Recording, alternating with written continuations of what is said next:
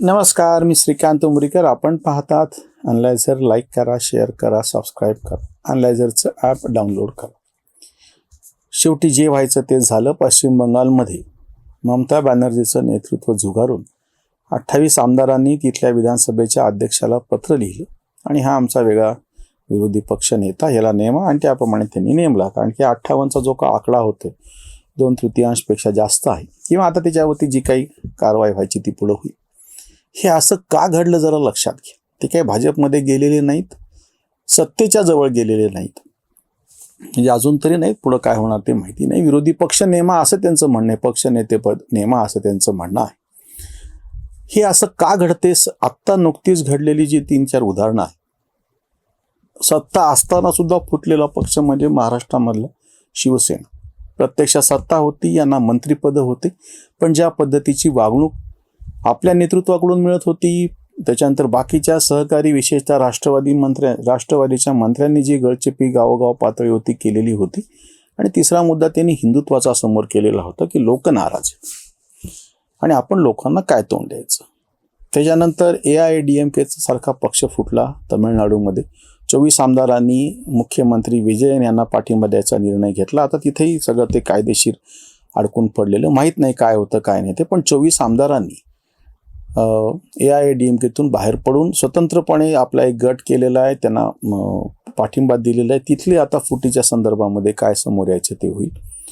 आम आदमी पक्षाचे 10 खासदारपैकी 7 खासदार उठले राज्यसभेतले आणि ते भाजपमध्ये निघून गेले. आणि चौथी घटना आता ही तृणमूलच्या बाबतीमध्ये घडते आहे. सगळ्यात पहिला मुद्दा जो आम्ही आधी पण उपस्थित केला होता, आजही करतो, हे जे प्रादेशिक पक्ष आहे त्यांना काही कुठला आधार नाही. एका विशिष्ट परिस्थितीमध्ये राष्ट्रीय पक्षांनी जी स्थानिक पातळीवरची उपेक्षा केली, स्थानिक प्रश्नांची उपेक्षा केली, जनतेचा अपमान केला, अशी जेव्हा भावना बळावते आणि अशा वेळी स्थानिक काहीतरी पर्याय उभा करायचा म्हणून एखादा राजकीय पर्याय समोर येतो. तो एखाद्या व्यक्तीभोवती फिरत राहतो, काही काळ त्याचा करिश्मा राहतो, तोपर्यंत तो पक्ष टिकतो. आणि तो एकदा गेल्याच्या नंतर मग हे पक्ष निसंदर्भ होऊन जातात, इररिलेव्हंट होऊन जातात. कारण काय करावं ते कळत नाही, कुठलाच मुद्दा नसतो, राष्ट्रीय प्रश्नावरती कुठली ठोस व्यवस्थित कधी यांनी भूमिका घेतलेली नसती आणि कुटुंबाच्या पलीकडे गेलेल्या नसते. ममता बॅनर्जीचं जे उदाहरण आहे ते तुम्ही बघत असाल तर मागच्या वेळेसच्या निवडणुकीनंतर 21च्या निवडणुकीनंतर प्रचंड प्रमाणात हिंसाचार झाला होता आणि 1000च्या जवळपास कुटुंब म्हणजे 5-6 हजार लोकांना बाजूच्या आसाममध्ये स्थलांतरित व्हावं लागलेलं होतं. तेव्हापासून लोकांच्या मनात तो राग होता. आम्ही आधी पण व्हिडिओ केला की त्यांच्या कुठल्या योजनांचे छोटे मोठे पैसे त्याच्यातून कटमनी काढून घेतले. आणि परवा अभिषेक बॅनर्जीला ज्या पद्धतीनं लोकांच्या रोषांना तोंड द्यावं लागलं, अंडे फेकले त्यांच्यावरती, धक्काबुक्की झाली, थोबाडीत मारले गेली. कार्यकर्त्यांना, आता नेत्यांना, विशेषतः निवडून आलेल्या आमदार खासदारांना ही धसकी बसलेली आहे. बाकीचं सोडा, पण लोक आपल्यावरती राग काढतील. कारण की आपण आत्तापर्यंत ज्या बाजूनं होतो ती सत्ता होती, दंडेलशाही होती, दादागिरी, गुंडगिरी होती, म्हणून ते सगळं निभून गेलं. पण आता सत्ता गेलेली, आपल्याला सत्तेचं कुठले प्रोटेक्शन कवच कुंडल आता उरलेली नाहीयेत. आणि आता बाकीचं जाऊ द्या, कायदेशीर कारवाई होणे न होणे, ED CBI ते तर वेगळा भाग झाला. पण सर्वसामान्य लोक आपण वावरत असताना जर असे आपल्या अंगावर चालून आले तर आपण करायचं का? म्हणून त्या भीतीपोटी, आणि खरं तर लोकशाहीचं हे यश म्हणेल मी त्या अर्थाने, हे सत्तेकडे गेलेले नाहीत अजून तरी नाहीत. म्हणजे पुढचं मला काही माहिती नाही, मी काही भविष्यवेत्या नाही. पण हे आता आमचा विरोधी पक्ष नेता वेगळा असला पाहिजे. आम्हाला राजकारण जे करायचं आहे ते विरोधाचंच करायचं आहे. म्हणून त्यांनी अधिकृतरित्या त्या विधानसभेच्या अध्यक्षाकडे जाऊन आणि 58 आमदारांनी सह्या दिलेल्या आहेत. आणि आधीच्या सह्या बोगस कशा होत्या किंवा आम्हाला धाकधपटशा दाखवून किंवा कोऱ्या कागदावर सह्या घेतल्या असं जे काही प्रकरण असतं, आता त्याचे सगळे बारकावे येतील. एखाद्या वेळेस कोर्टामध्ये केस चालेल, जसं आपल्याकडची केस 4 वर्ष झाले चालूच आहे ना. शिंदे मिंदे 50 खोके एकदम ओके, केस कुठं संपली? अजून केस तर चालूच आहे न्यायालयामध्ये. आणि ह्यांच्याकडूनच उशीर व्हायला लागला. पण तिथेही केस होईल. कोणतरी ममता बॅनर्जीचा जवळचा एखादा आमदार उठेल आणि न्यायालयामध्ये जाईल आणि चालत राहील ते सुद्धा प्रकरण. पण मूळ मुद्दा जो असा आहे की 58 आमदार डोळ्यासमोर दिसत आहेत. हे उठले, बरं त्यांनी वेगळा पक्ष स्थापन केलेला नाही. आम्हीच तृणमूल काँग्रेस आहोत, हे आम्ही 58 आमदार निवडून आलेलो, हा आमचा गट आणि हे आमचा नेता. इथे अडचण आहे सगळ्यात मोठी. एखादा पक्ष फुटला असता तरी आपण समजू शकलो असतो. हे उठून भाजपमध्ये गेले असते तरी वेगळी गोष्ट होती. तुम्हाला मी परत सांगतो, भाजपच्या दृष्टीनं म्हणत नाही मी, त्यांना तर गरजही नाही उरली आता, केंद्रातही नाही इथे नाही. पण आता तुम्ही लक्षात घ्या, हे जे आमदार 58च्या 58 आमदार आज तरी विरोधी पक्ष म्हणून बसतायत, हे सरळ उठून भाजपमध्ये गेले असते तरी एक वेळ सोपं गेलं असतं. पण हे जे उठून आम्हाचा वेगळा गट आहे म्हणतात, हा सगळ्यात मोठा धक्का आहे ममता बॅनर्जी. हे जर भाजपमध्ये गेले असते तर ममता बॅनर्जींना ती विरोधांची जागा मोकळी राहिली असती आणि त्यांना तोच इश्यू करता आला असता. कदाचित त्यांनी जर तसं प्रामाणिकपणे इथून पुढे त्यांनी काम केलं असतं, करतील की नाही माहिती नाही, तर त्यांना पुढची सत्ता मिळण्याची तरी शक्यता होती. आता काय होऊन बसलेलं माहिती आहे का, विरोधकातली जागा जी आहे तिच्यासाठीचं भांडण झालेलं आहे. तुमची गुंडगिरी चालणार नाही. सर्वसामान्य लोकांनी काही ह्यासाठी आपल्याला निवडून दिलेलं नाही, आपल्याला लोकांची कामं करावी लागतील आणि आता आम्ही तुमच्या बरोबर नाही, तेव्हा आल्या कोळ्याच्या गोष्टीसारखं झालं. परत माझ्या पापात तुम्ही सहभागी व्हाल का, तर कुटुंबीय म्हणले नाही आम्ही नाही होणार. ही तर हे पक्ष म्हणजे एक कुटुंब आहे, कुटुंबातली थोडीच गोष्ट आहे ही. भले ममता बॅनर्जीला खूप वाटो आपल्या कुटुंबातली गोष्ट आहे अभिषेक बॅनर्जीमुळे, मुद्दा तो नाही चाल. पण आता हे बाकीचे लोक ज्या पद्धतीनं बाहेर पडलेले आहेत, अधिकृतरित्या त्यांनी विधानसभेच्या अध्यक्षांना पत्र देऊन विरोधी पक्ष नेतेपदी नेमा म्हणून सांगितले. त्यांनाही ती संधीच होती की जर अशा पद्धतीनं फूट पडत असेल तर चांगली गोष्ट आहे, आणि त्यांना ते नेम दिला.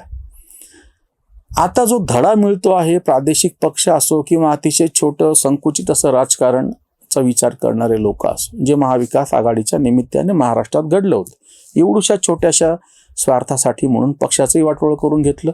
एकीकडं उद्धव ठाकरेंनी करून घेतलं, तिकडं शरद पवारांनी करून घेतलं.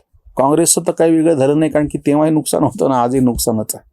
म्हणून मी मधल्यामध्ये लोकसभेला त्यांचा फायदा तरी झाला, 12-13 खासदार तरी निवडून आले. मुद्दा तो नाही चालला. या निमित्तानं जो मुद्दा समोर येतोय महत्वाचा, की हे जे पक्ष सत्ता गेली किंवा एवढं कसे बावचळतात. एक काळ असा होता की विरोधकांची संख्या नगण्य होती, पण मुद्दे अतिशय प्रभावी होते. राम मनोहर लोहियासारखे असो किंवा ह्या महाराष्ट्रामध्ये सुद्धा एक विरोधी पक्ष नेते असे होते की ज्यांचा पक्ष कधीच सत्तेवर येईल असं वाटत नव्हतं, पण त्यांच्याकडे लोक आशेने बघायचे. शेतकरी कामगार पक्ष, परभणीसारख्या आमच्या छोट्या गावातून ज्यांचा आमदार, खासदार, नगराध्यक्ष सगळे त्यांचे असायचे, ते अशी अतिशय स्ट्रॉंग होते. आणि त्याच्यातले शेषराव देशमुखांसारखे तर अतिशय चारित्र्यवान असे खासदार, आमदार, नगराध्यक्ष राहिलेले मी अतिशय जवळून बघितलेले. त्यांची कधी दिल्लीत आणि मुंबईत सत्ता येईल कोणालाही माहीत नव्हतं, येणार नाही म्हणून, पण ते जे ठामपणे उभे राहायचे आणि सार्वजनिक जीवनामध्ये ज्या पद्धतीनं वावरायचे, काय ग्रेस होता त्या लोकांमध्ये. कम्युनिस्टांचं पण बघितलेलं मी. विठ्ठलराव नाईक चिंचोर्डीकर म्हणून आमच्याकडे कम्युनिस्ट आमदार निवडून यायचे कळमनुरीहून. माझ्या स्वतःच्या घरी ते आलेले असल्यामुळे मला माहिती आहे. अरे काय त्या माणसांचा ग्रेस होता. काही संख्या नव्हती त्यांच्या पाठीची, फक्त विषय होते, फक्त मुद्दे होते जनतेच्यासाठीचे. आणि ते ज्या पद्धतीनं लढायचे, ज्या पद्धतीनं मैदानात उतरायचे, काही नसायचं त्यांच्यापाशी, काही गाडी घोडे स्वतःसाठी सुद्धा नव्हते. ज्ञानोबा हरी गायकवाड म्हणून आमचे शेतकरी कामगार पक्षाचे आमदार होते गंगाखेडचे, त्यांची तर अशी परिस्थिती होती, पत्र्याचं घर होतं. ज्ञानोबा हरी गायकवाडांसाठीचे निवडणुकीसाठी सगळ्यांनाच बाकीच्यांनाच प्रयत्न करावा लागायचा ते निवडून यावं. हे सगळे उदाहरण आहेत आपल्यासमोर.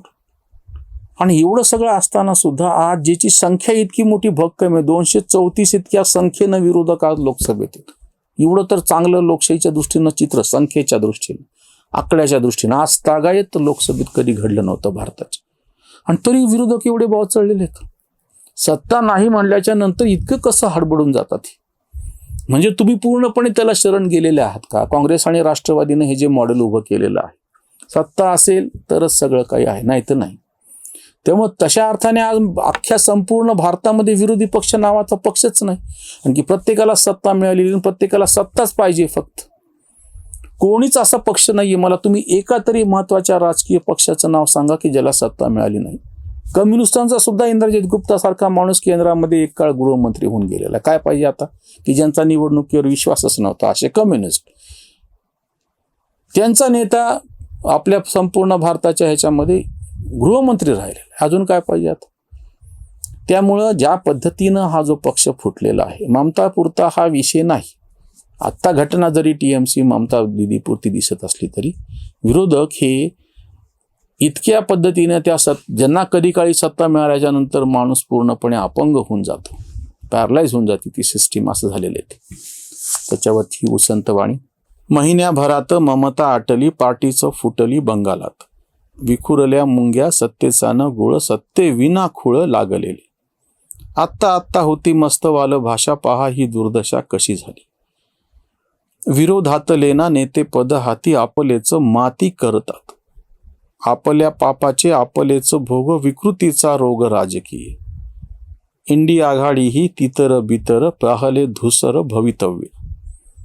कांत पेरले जे उगवले तेच, स्वतःसाठी पेच तोच झाला, स्वतःसाठी पेच तोच झाला.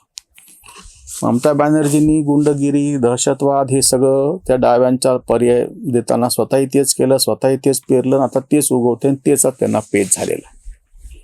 संपूर्ण भारतभर काँग्रेसवाल्यांनी जे एक सत्तेचं मॉडेल राबवलं हे त्यांनी पेरलेलं होतं, आता तेच उगवलेले, त्याचा फायदा भाजपवाले घेतात म्हणून आता ह्यांना पेच येऊन बसलेला आहे. सत्तेच्या भोवती सगळं फिरवायचं हे जे मॉडेल आहे हे अतिशय भयानक आहे, घातक आहे सर्वसामान्यांच्या दृष्टीनं. प्रचंड सत्ता, प्रचंड पैसा, प्रचंड निर्णयाचा अधिकार सगळा यांच्या भोवती एकवटलेला आहे. सत्तेचं विकेंद्रीकरण होणं किंवा सरकार कमी करणं ह्याला दुसरा कुठलाच पर्याय नाही. मॅम वारंवार सरकार समस्या क्या सुलझाए, सरकार खुद समस्या आहे असं म्हणतो. त्याचं कारण हेच आहे, जास्तीत जास्त क्षेत्रातून सरकार हद्दपार झालं पाहिजे, सरकारचा हस्तक्षेप अतिशय कमी असलेला पाहिजे. त्याच्याशिवाय एकूणच समाज स्वास्थ्य स्वीकारणार नाही. हा फक्त एकटा TMC पुरता, AIADMK पुरता, आम आदमी पक्षापुरता किंवा मराठा शिवसेनेपुरता मुद्दा नाहीये. सगळे पक्ष उद्या, आजचे सत्ताधारी उद्या विरोधात गेल्याच्या नंतर ते सुद्धा भाव चढतील अशी शंका आहे. बघूयात काय होतं ते. इथेच थांबूयात. धन्यवाद. स्वधर्म जागृतीचा विधायक बुरुज, Analyzer News.